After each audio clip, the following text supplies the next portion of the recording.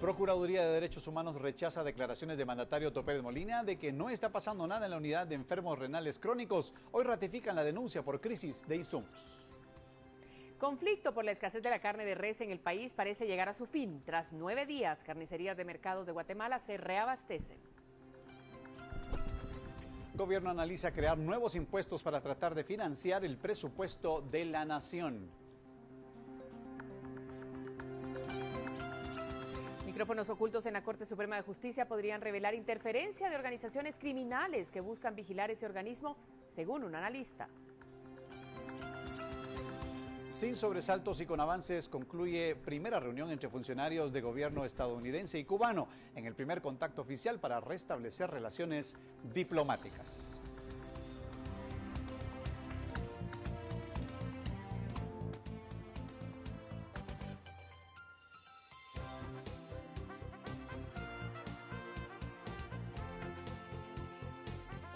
Esta es la emisión estelar de Noticiero Guatevisión, con María Luisa Gómez y Emilio Gracias. Muy buenas noches, amigos televidentes, bienvenidos a esta tercera emisión de Noticiero Guatevisión. Hoy es miércoles, hoy tenemos invitado especial para conversar con ustedes y con él, por supuesto, de lo que sucede en nuestro país. Emilio, buenas noches.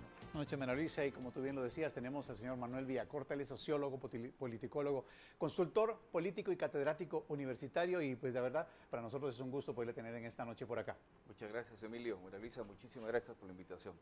Claro, bienvenido, sí. Gracias por darnos la oportunidad de conversar un poco de todo lo que sucede en nuestra Guatemala. Vamos a revisar junto con el señor, con nuestro invitado de hoy y con ustedes, por supuesto, las noticias, y vamos a ir hablando de todas estas situaciones esta noche, pero de alguna manera quisiéramos iniciar con su opinión acerca de cómo está Guatemala en lo político, qué es lo que estamos viviendo.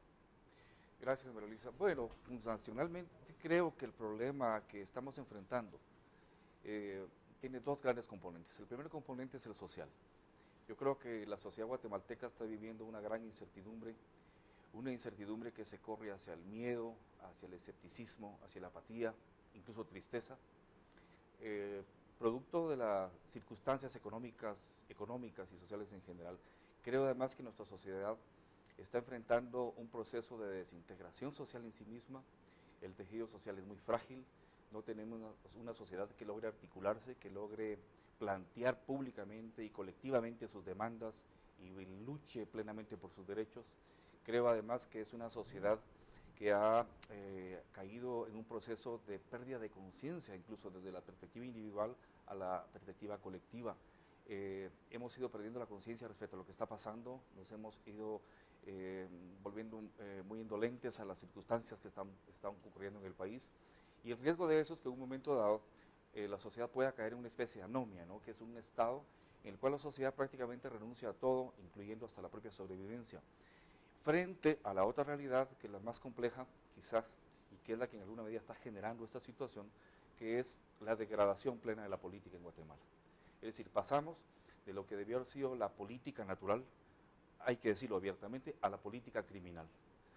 Hemos ido viendo el proceso de degradación del sistema político, la función de los supuestos partidos políticos, en donde se ha politizado prácticamente todo. Se ha politizado el presupuesto del Estado como un botín, olvidándose totalmente lo que podría ser una política pública. Se han politizado incluso, y eso hay que decirlo también, las universidades. Se han creado universidades que no son tigres de papel, sino ratones de papel, de esquina, para poder tener representatividad en las comisiones de postulación a través de las facultades de Derecho, lo que viene también a destruir el tema de la academia. Y hay un último punto que yo quisiera recalcar, que preocupa mucho, y es el tema de la politización de los medios de comunicación social. Es decir, cuando ya incluso se pasa a la adquisición y a la compra de medios de comunicación social en función de utilizarlos para un proyecto político determinado. Todo eso está generando que Guatemala no encuentre vectores como país y que pues nos perfile hacia el futuro una realidad lamentablemente no positiva y de insospechadas consecuencias para todos.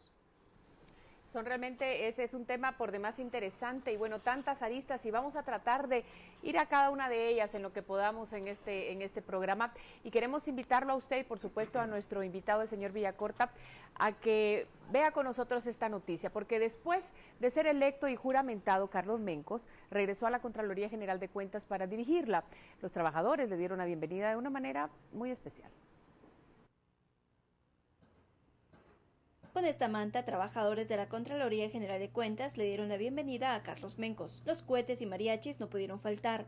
Sonriente y saludando a quien estuviera cerca, Mencos asumió el cargo. El nuevo Contralor indicó que la primera acción que tomará es enviar auditores a los hospitales a nivel nacional para que verifiquen los motivos de la actual crisis.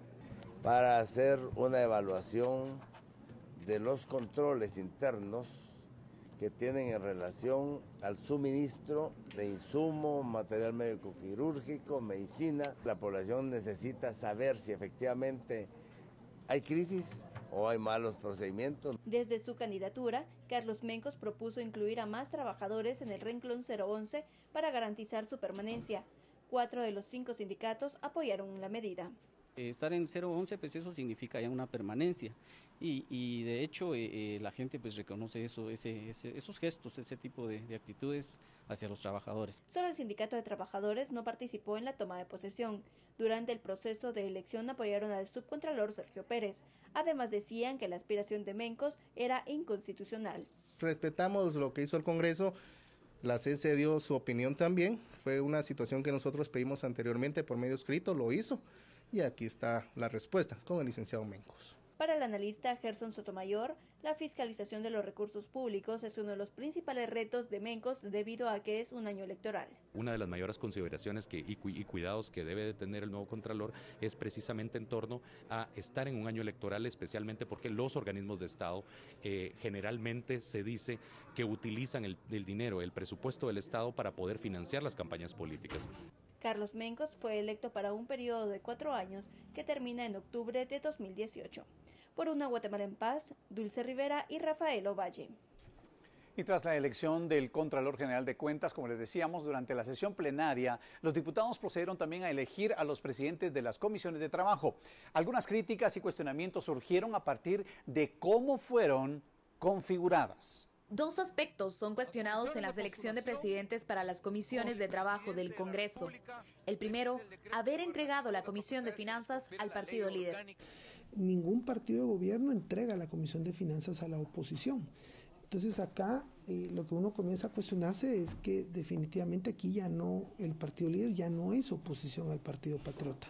Lo que significa es la claudicación del Patriota, es decir, ya la derrota anticipada del Partido Patriota. El Partido Patriota le está dando al partido líder una de las más importantes de las comisiones que tiene el Congreso de la República, que es la de Finanzas. El Partido Patriota, por su parte, reconoce que entregar la Comisión de Finanzas se dio luego de una serie de negociaciones y que esto se verá reflejado en la elaboración del presupuesto del próximo año. Aquí eso es una negociación que veremos en octubre posiblemente con el presupuesto. Eso es parte de las negociaciones políticas a las que tiene que acostumbrarse la población. Los partidos políticos no tienen mayorías y bueno, eso se da en las negociaciones políticas que van a ir avanzando también este año.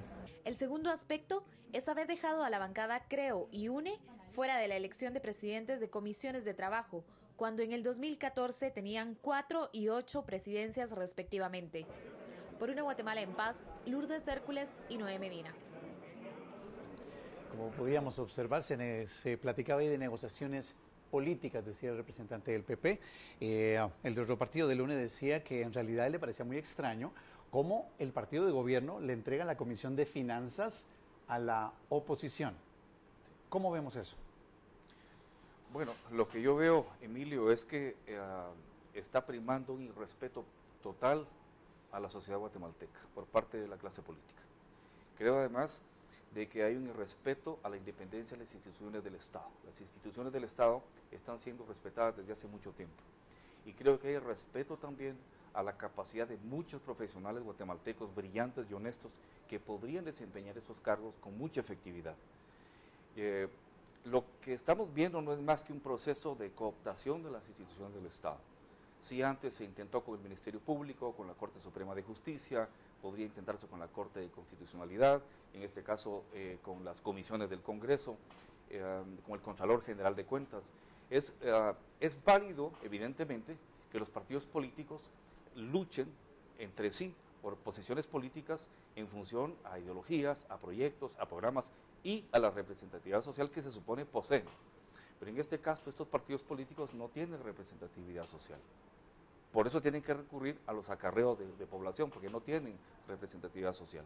Por lo tanto, entonces nos podríamos preguntar, ¿por quién intermedian? ¿A quién representan? Y ahí viene el gran problema, que están representando a sectores minoritarios de mucho poder, incluso vinculados al tema de la criminalidad, en alguna medida, y ya no a los intereses de la sociedad. Entonces, a partir de eso, no debe extrañarnos este tipo de alianzas, este tipo de componendas, este tipo de repartición abusiva, irrespetuosa y trágica, porque no solo se trata de la dilapidación de los recursos del Estado en este año, se trata de un retraso tremendo en el tema de las políticas públicas, para seguir teniendo hospitales sin medicinas, escuelas sin pupitres, sin maestros, policías sin gasolina. Es decir, esto lo vamos a pagar todos, eso es evidente. Se genera un poco también a través de los sistemas de postulación, estas comisiones de postulación que deberían presentar un panorama más transparente, siendo ese su objetivo, digamos. ¿Son valederas? ¿Valen estas comisiones de postulación o hay que hacer algún cambio? Bueno, se ha dicho, María Luisa, que cuando se plantearon como una novedad dentro de la Constitución guatemalteca, como se planteó, por ejemplo, la figura del ombudsman por primera vez en América Latina con la Constitución guatemalteca, habíamos hecho avances significativos en materia constitucional. Y en su medida funcionaron bien, pero nos hemos dado cuenta, incluyendo el propio Tribunal Supremo Electoral. Hay que recordar lo de la calidad de los magistrados que tuvimos en un principio, y lo de la calidad de los magistrados de la CC, por ejemplo, en un principio. Venimos de un proceso degenerativo.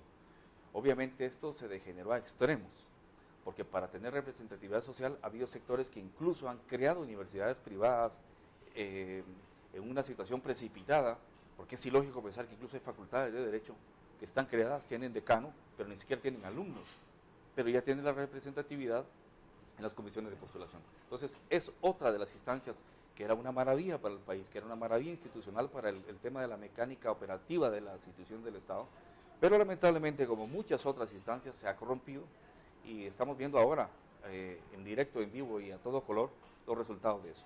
Sí, porque no es la primera vez que los dos partidos se ponen de acuerdo, que pasan este tipo de cosas. Muy interesante la plática con nuestro invitado en esta noche. Gracias. Vamos a hacer una pausa porque tenemos mucho más que compartir con usted.